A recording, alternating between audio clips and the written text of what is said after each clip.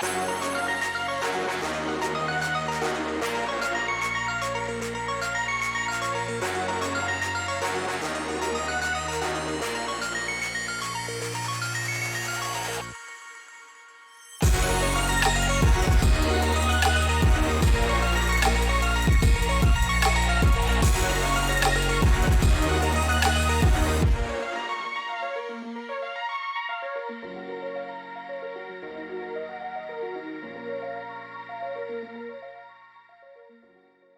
up, people? I'm Trey, and welcome to I Have Questions, where we periodically tackle questions that aren't the simplest to answer. See, this week we're going to be asking the question, how do we cope? As humans, we go through hard times, difficult circumstances, and unexpected events, and at some point in our lives, we just have to deal with it. In the process of dealing with it, though, we use something called a coping mechanism. And that coping mechanism could be healthy or not so healthy, you know what I mean? So nowadays we wonder, how do teenagers cope with their situations? So that brought us to Ronald Reagan Park. We're gonna ask some of my peers how they cope with their situations. So the first time would probably be when I was in the 5th grade and I was in a science fair with this other girl, and it was the last round. Mine was on music, I forgot what hers was on. But I really thought that I was gonna win. My friends and family was hyping me up, boosting me, thinking I was gonna win and stuff, and I was just really upset. One emotional pain that I've been through is death recently in my family. A lot of family members have been dying recently, and this has just been getting to me lately. I think one of the most painful emotional situations I've been with was last summer during the George Floyd situation. It was just a lot mentally to see your people go through that. One thing I use to cope through it is working out. Usually when I work out, it makes me get better, and then I use the negativity that goes on to help me push better and get myself right. Yeah, it was I had to get off social media and stuff, and it was just really weighing on me, really heavy at that time.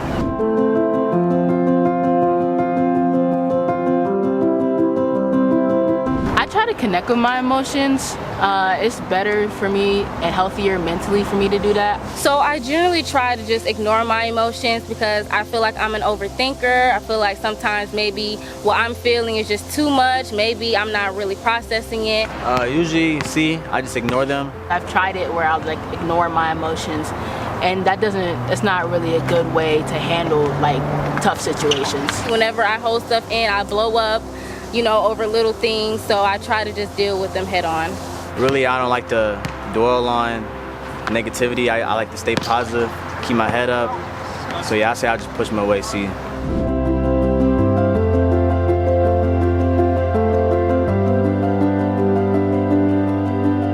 So I feel like you should know if the way you're coping is good or not. It depends on how you feel after the fact that the situation happened. If you're still thinking about it and it's still on your mind, then clearly you didn't deal with it. I think we all know subconsciously what's healthy for us and what's not healthy for us. You don't need a nutritional expert to know that it's not healthy to eat hot Cheetos for breakfast or something like that. If you tend to maybe lash out on people, then you clearly didn't deal with it the right way because you're still thinking about it, still on your mind, you haven't really gotten over it. And you'll know if it's a positive thing because you'll feel more peace of mind with your decision, you'll feel better about the situation, and you'll get a more positive outlook on what happened. Usually I know if what I'm coping through is good for me, if it's actually benefiting me and helping me move forward. I know some people, they cope badly, and you know if you cope badly if it's affecting you negatively, and if it's bad for you and mental health, all that stuff. But usually I cope with just being positive and stuff. If you were coping with the situation, you get in that relationship but you know that you're not mentally ready for that, it's not good for you. So we just have to decipher whether it's good or bad and just use your inner voice.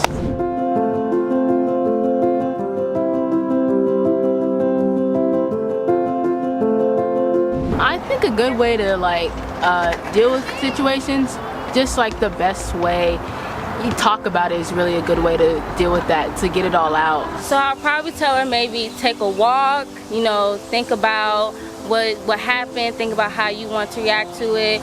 It's not always on your mind, and you can really channel what you're feeling. Maybe meditate, pray, maybe listen to music, just tone everything out, be in a room by yourself. If you like aren't the introspective type of person, you know, listening to music is a great way. Maybe go somewhere and scream. Just let out everything, let all out your frustrations, your worries, everything like that. Hanging out with your friends, you know, just get your mind off the situation and make yourself feel better. Boom. So there you have it. You've seen different situations and a variety of teenagers go through those situations and how they cope with them. But, no, don't leave yet. Mental health is a very important factor. So we wanted to give you all sound advice on how to assess it professionally.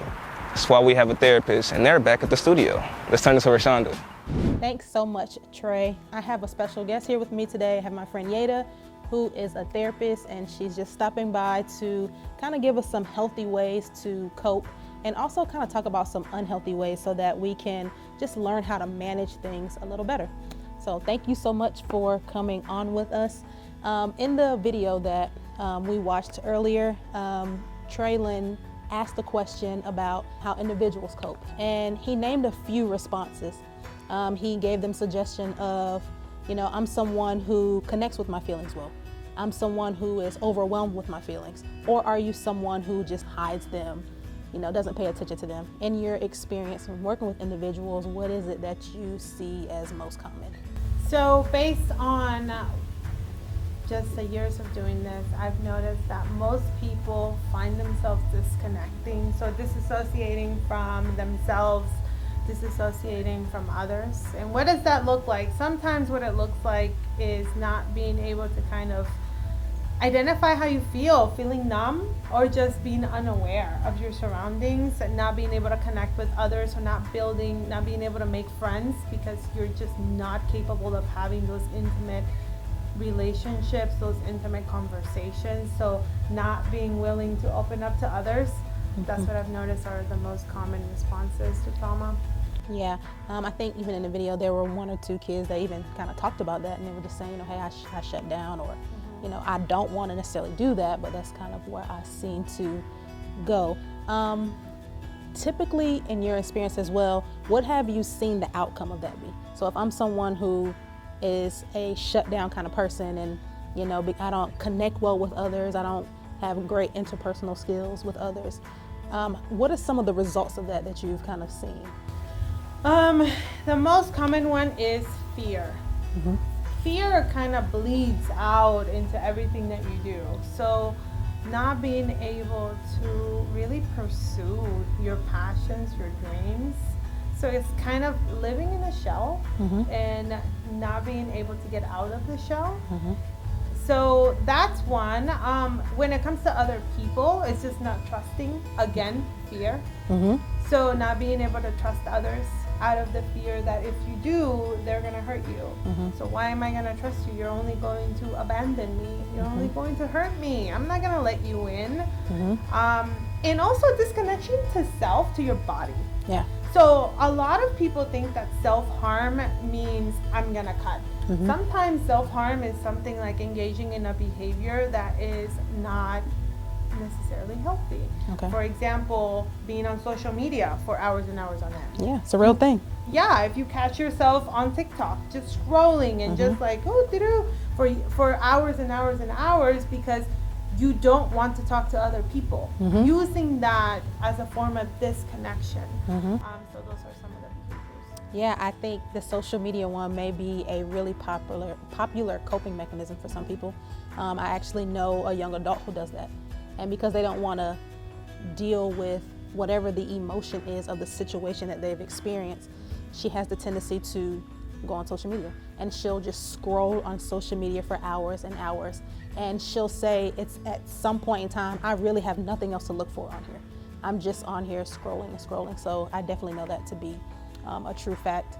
So what we want to do today is we want to, as well as, you know, talking about the unhealthy, we want to kind of give some healthy ways for individuals to cope. Yeah, so we're gonna look at someone, Jeremiah, who's actually the writer of Lamentations, and he has, you know, he's kind of going through some stuff in there, and we're gonna look at how he copes. I think he offers some good things for us to be able to piggyback on and kind of discuss a little bit. So I'm gonna read really quickly Lamentations 3, and 19, and it says, "The thought of my suffering and homelessness is bitter beyond words. I will never forget this awful time as I grieve over my loss, yet I still dare to hope when I remember this."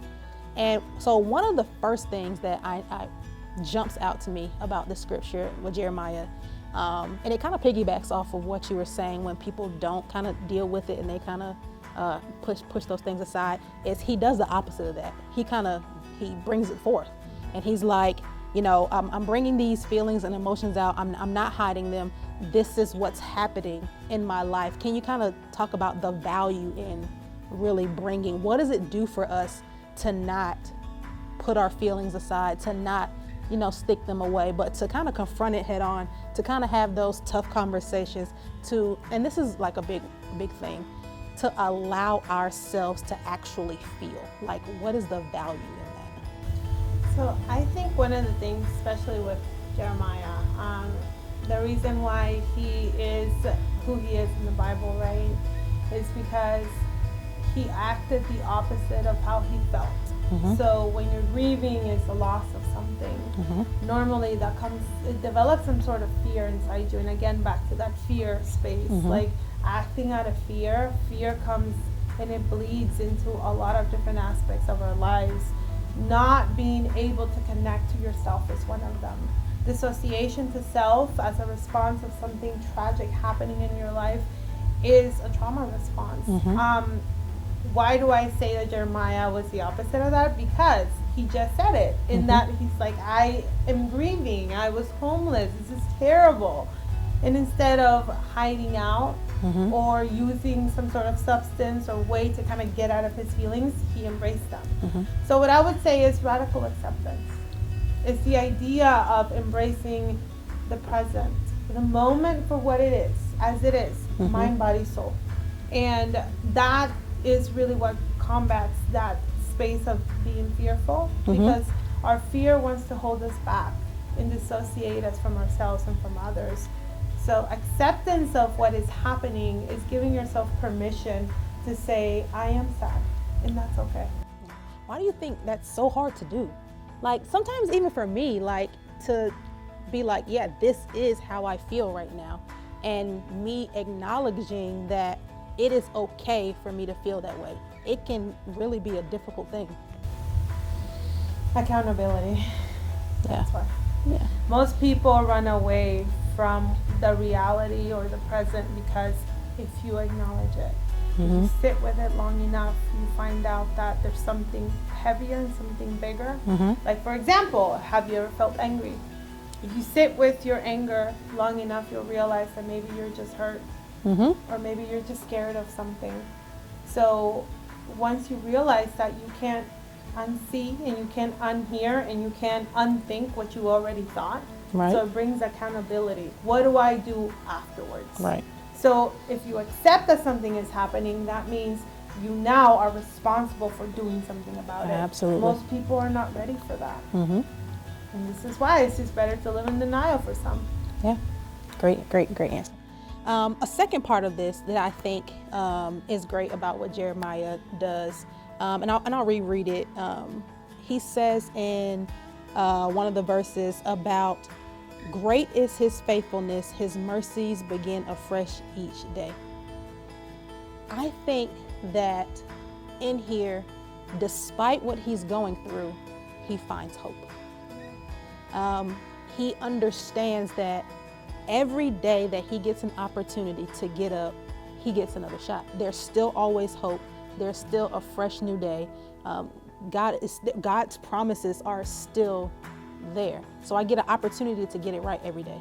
And so how important is it for us to, when we, have situations and experiences in our life, to be just hopeful? It's important, but it's also difficult. Okay. It's a simple concept, but hard to execute, mm-hmm. right? Because hopefulness means that I am choosing mm-hmm. to do something different than what I feel. Sounds simple, yeah, but how hard is it to practice? Right. Sometimes I feel sad, I feel whatever I feel. I just want to wallow in my feelings. Give me the Ben and Jerry's. Give me what, you know, like, I don't want to go out. I don't want to meet people. I don't want to talk to anybody. No, I don't want to do any of that. It's acting differently than how you feel. Simple concept, hard to execute. Very much so, very much so. So again, two things that I saw was just you know, being hopeful and him facing and just sitting in his feelings and acknowledging his feelings.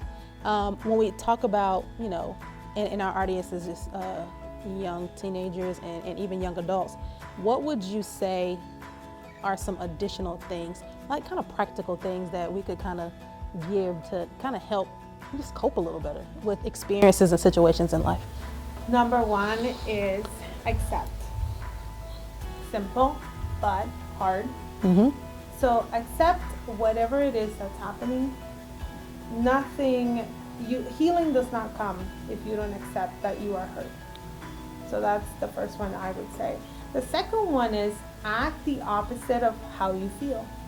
If you feel like you don't want to talk to people, you don't want to reach out, you kind of just want to isolate, chances are you need to do the opposite of that. You need to be reaching out, seek the support of others. And third, play the tape all the way through. It's this idea of, okay, if you're already there, you're sad, ask yourself, if I continue down this path, what is it that I'm seeking? Play it all the way out. And don't tell yourself stories that aren't real. That's not helpful either. Just be honest with yourself. Yeah, so when you say play it out, is there like a example that, because I know like we may have some young teenagers watching and they're like, well, what do you mean play it out? Like what does that look like? And so, hey, you know, A is happening, B is happening, I'm predicting DC, so on, so forth. Like, how does that? Right. So let's see. Let me think about something. Let's say that you're someone who grew up in a household with your mom and dad, and you recently found out that your mom and dad were getting a divorce. And then your mom and dad sit you down and they ask you like, okay, honey, the day's gonna come, we're not gonna live in the same house and you're gonna have to pick who you're gonna live with. There's gonna be a lot of emotions that come with that moment. Right. But things will never get better if you don't accept that it is happening. So that, right? Then there's that really hard piece of like, what do I do now? Who do I go with? What does this mean for me? Like, if I choose my mom, does it mean that that my dad's not gonna love me anymore? Maybe he's gonna feel like I love my mom more than him, or vice versa. So play it all the way out. Acknowledge your feelings and acknowledge like, okay, if I do this, what are the consequences? If I do that, what are the consequences? But no matter what you choose, understand that there will always be consequences. And also remembering, and I think this is important to kind of bring out, is everything comes with a price. No matter what choice you make, and no matter, despite the consequences, there is a price you will pay for whatever it is you chose. It's just up to you what it is that you want to pay. The route you want to take. Yep. Okay, good stuff, good stuff. Hey, listen up, guys. I know that we all have situations, we all have experiences that we deal with, and some of them are harder than others. Some of them we feel like we just can't get through. Sometimes, as you know, Miss Yeda was saying, we have like unhealthy ways of coping. We just don't want to face the situation. You know, we don't want to have that accountability, and we don't want to have to choose. So sometimes we turn to things like smoking. Sometimes we do things like, have sex with multiple partners. Just various things that we do to try to cope that are unhealthy. Hey, I want to challenge you guys to change that narrative in your life. I want to challenge you guys to, play this over and over again and pull out some things that Ms. Yeda shared, and look at the life of Jeremiah and how he handled his situation in Lamentations, and just challenge yourself to do things a little differently. I want to thank you, Ms. Yeda, so much for giving us some great tips for our kids. I think you guys got some great information, and it is my prayer that you take some of these nuggets and stick them in your pocket and use them when situations and experiences come, because as sure as you live, and you will have tough situations sometimes. Let us pray for you guys, and then we have a special treat for you. God, thank you so much for Miss Yeda and just allowing us to sit and just talk about healthy ways to cope. God, you know, sometimes, God, we're like, hey, I know all I need is God, and God will fix this, and God, but I believe that God gives us therapists and gives us people who can help us work through various situations in our lives. And so, God, we thank you for that. And God, we thank you for the avenues that you give us and you put in front of us to help us be able to cope and maneuver throughout life better in a more healthy way. God, we love you and we honor you. And it is in your son's name that we do pray and give thanks. Amen.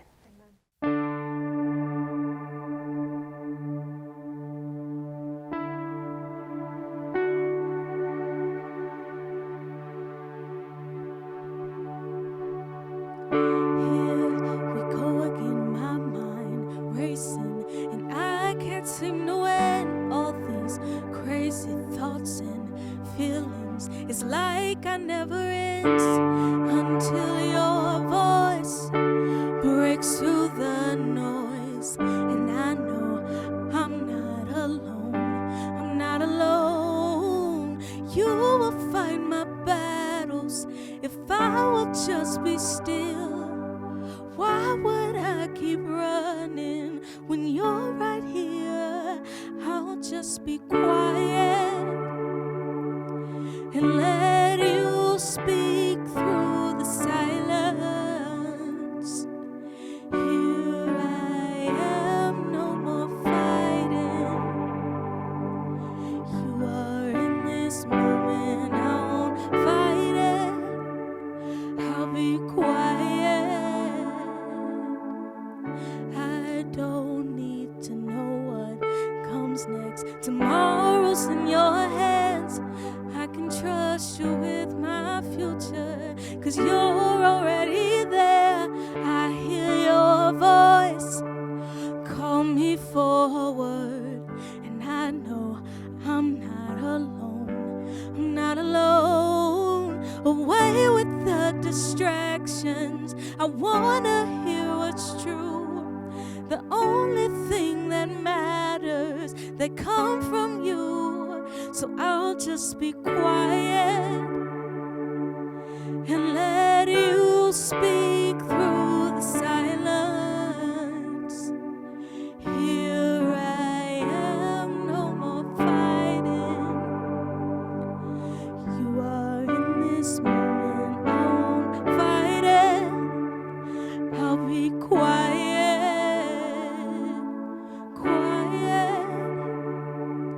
Cause God, you're here in the silence.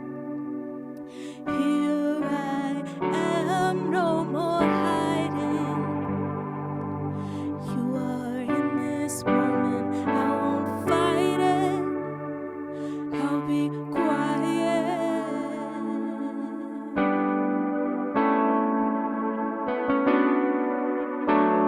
God, speak to me. I need to hear what you say. Just speak to me in the quiet, through the silence, Lord.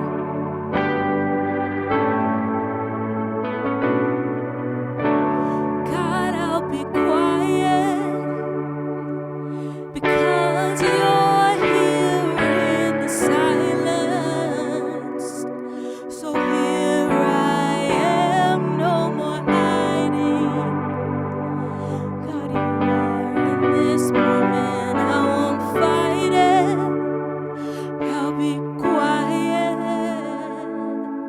quiet. Lord, you're here in the silence.